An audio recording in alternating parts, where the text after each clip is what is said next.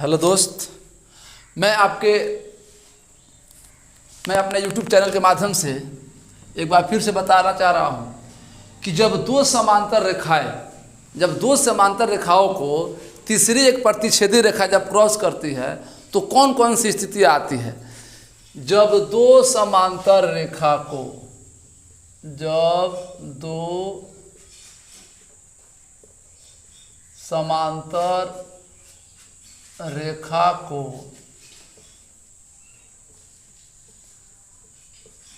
तीसरी रेखा प्रतिच्छेद करती है तो जब दो समांतर रेखा को, ये आपको हमने दो समांतर रेखाएं दे दिया जिसका नाम ले लेते हैं L और M। इन दो समांतर रेखाओं को एक तीसरी लाइन जो प्रतिच्छेद करती है इसको हम ट्रांसवर्सल लाइन कहते हैं, प्रतिच्छेदी रेखा। इसको क्या बोला जाता है? प्रतिच्छेदी रेखा। तो यहाँ देखिए कितनी स्थितियाँ बन रही है। इसमें पहले दो स्थितियाँ बनेगी, एक बाह्य कोण और एक अंतः कोण। बाह्य कोण कौन कौन हो सकते हैं? ए, बी, ई और एफ। और अंतः कोण कौन कौन हो सकते हैं? सी, डी, जी और एच। अब एक एक चीज को बहुत बारीकी से समझिएगा आप लोग। ये जो दो बाह्य कोण हैं, चार बाह्य कोण और चार अंतः कोण, इसमें यूक्लिड्स के नियम में चार बातें स्पष्ट किए थे। पहला कि इसमें जो लाइन ये आ रही है, इस लाइन का नाम दे देते हैं हम x और y। ये जो x y लाइन काट रही है इसमें क्या क्या बनते हैं जरा देखते चलो तुम लोग। एक तो बनता है ये दोनों आपस में एकांतर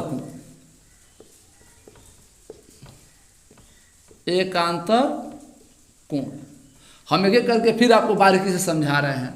पहले लिख लीजिए क्या क्या बनता है। एकांतर कोण, दूसरा बनता है संगत कोण, तीसरा बनता है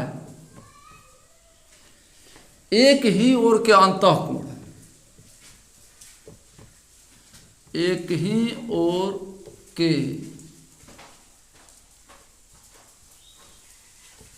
अंतः कोण।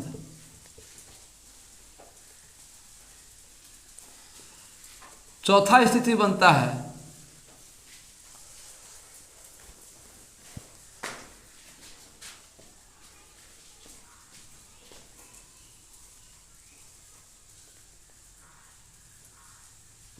शीर्षाभिमुख कोण, शीर्षाभिमुख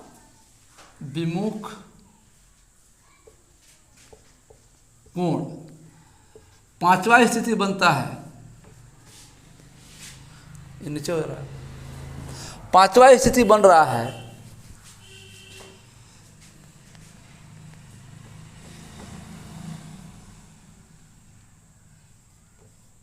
रैखिक युग्म कोण।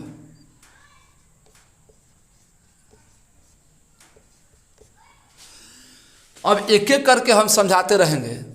ये जो इतनी स्थितियां बनती है आपके सामने, अब बहुत बार क्वेश्चन करता है कि इसमें बाह्य कोण कौन है, अंतः कोण कौन है, और हर कोण का मान अलग अलग बताता है। एक कोई कोण का मान देगा, बाकी सब कोण का मान आप निकाल सकते हैं एकदम सहज तरीके से। इसमें पहले चुनाव कीजिए बाह्य कोण कौन कौन है। तो बाह्य कोण है ए, बी, कोण ई और कोण एफ। ये आपके बाह्य कोण है। अंतः कोण कौन कौन है? तो कोण सी, कोण डी, ए जी और कोण एच। ये आपके अंतः कोण है। एकांतर कोण कौन कौन है? एकांतर कोण अल्टरनेटिव एंगल कौन है इसमें? तो जब दो समांतर रेखाओं को तीसरी लाइन प्रतिच्छेद करती है तो अपोजिट साइड में बने वाले अंदर कोण जो होते हैं वो आपस में क्या होते हैं? एकांतर कोण होते हैं। एकांतर कोण कौन कौन हो सकते हैं? तो एंगल जी और एंगल डी, ये आपस में क्या है, एकांतर कोण है। और एकांतर कोण हमेशा क्या होती हैं, जब दो समांतर रेखाओं के बीच एकांतर कोण बनते हैं तो एकांतर कोण का मान हमेशा बराबर होता है। एकांतर कोण का मान हमेशा बराबर होती है। ये कब इम्पोर्टेंट है, जब दो समांतर रेखा हो तब, अन्यथा समांतर रेखा नहीं हो तो उसमें एकांतर कोण का मान बराबर कभी नहीं हो सकता है। दूसरी बात आपके सामने है संगत कोण। संगत कोण का मतलब यह है कि जब दो समांतर रेखाओं को तीसरी लाइन प्रतिच्छेद करती है तो प्रतिच्छेद करते समय, जैसे कि आपका L और M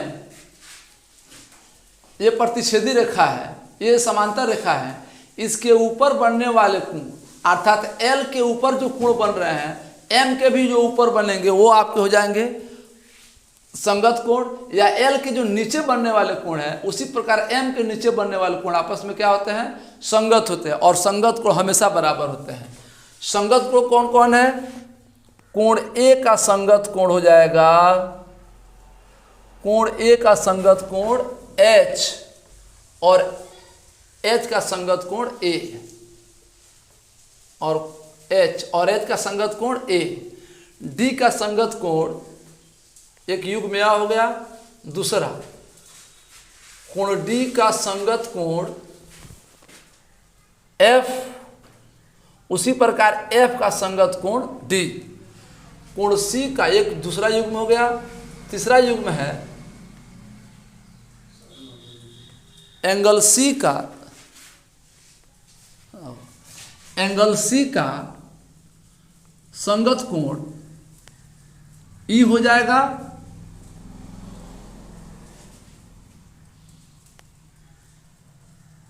और E का संगत कोण C कहेगा। उसी प्रकार एंगल B का संगत कोण G कहलाएगा, और G का संगत कोण D कहलाएगा। ये आपके चार युग्म बन रहा है संगत कोणों का। और संगत कोण हमेशा क्या होते हैं, बराबर होते हैं। संगत कोण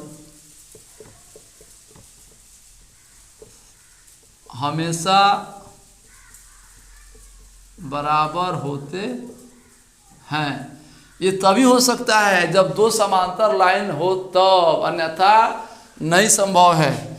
तीसरा है एक ही ओर के अंतःकोण का योग। यूक्लिड्स के नियम में यह कहा गया है, एज ए प्रूव किया गया है कि जब दो समांतर रेखाओं को तीसरी कोई लाइन प्रतिच्छेद करती है तो एक ही ओर के अंतःकोण, अंतःकोण कौन है, ये चार अंतःकोण है, तो एक ही साइड के अंतःकोण, जैसे कि C और E एक साइड में है और D और H एक साइड में है, तो एक ही कोण के अंतःकोण का योग क्या होता है, 180 होता है। यूक्लिड्स के नियम है, अगर 180 हो, अगर ये समांतर होगा तो अंतःकोणों का योग 180 होगा, अगर समांतर नहीं होगा तो अंतःकोणों का योग या तो 180 से कम होगा और नहीं तो 180 से ज़्यादा होगा। जैसे कि दो लाइन यहाँ दे दिए हम, अब कह रहे हैं कि इधर का अंतःकोण का योग ये तो 180 से ज़्यादा हो जाएगा, और नहीं, और ये वाला अंतःकोण जब रहेगा एक साइड का तो ये कम हो सकता है 180 से। इसलिए यह पॉसिबल है कब, जब दो समांतर लाइन हो तब, तभी रूल को फॉलो करेगा। तो एक ही ओर का अंतःकोण का योग क्या होता है, 180, अर्थात एंगल C और एंगल G बराबर हो जाएंगे 180। उसी प्रकार angle D plus angle H equal to हो जाएंगे 180। अब कभी इसमें आपका H का मान दे दे तो D का मान निकाल सकते हैं, G का मान दे दे तो C का मान निकाल सकते हैं। छठा इंपॉर्टेंट पॉइंट है शीर्षाभिमुख कोण।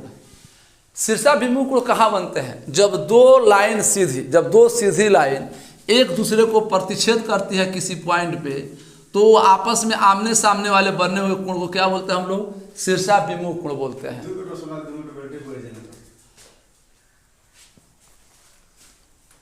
बने हुए कोण को क्या बोलते हैं, शीर्षाभिमुख कोण। शीर्षाभिमुख कोण कौन कौन है आपस में, ए के शीर्षाभिमुख कोण है C, उसी प्रकार बी का शीर्षाभिमुख कोण कौन है, डी। एच का शीर्षाभिमुख कोण कौन है, ई। और जी का शीर्षाभिमुख कोण कौन है, एफ। 1 2 3 4 ये 4 युग्म बने आपके, इस शीर्षाभिमुख कोण का योग बना है। और शीर्षाभिमुख कोण क्या होता है, आपस में हमेशा बराबर होते हैं। शीर्षा ये कोण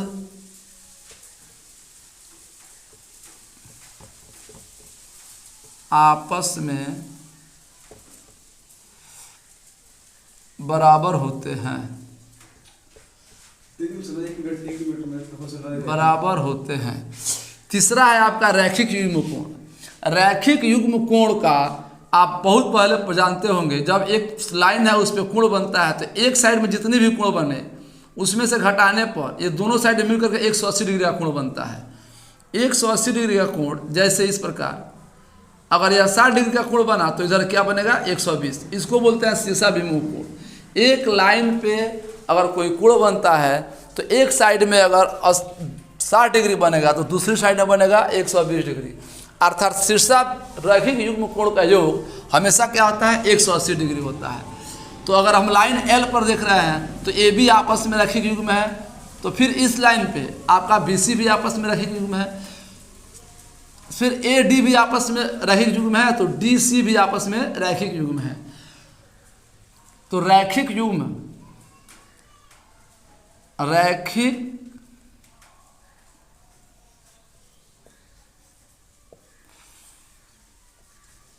रैखिक युग्म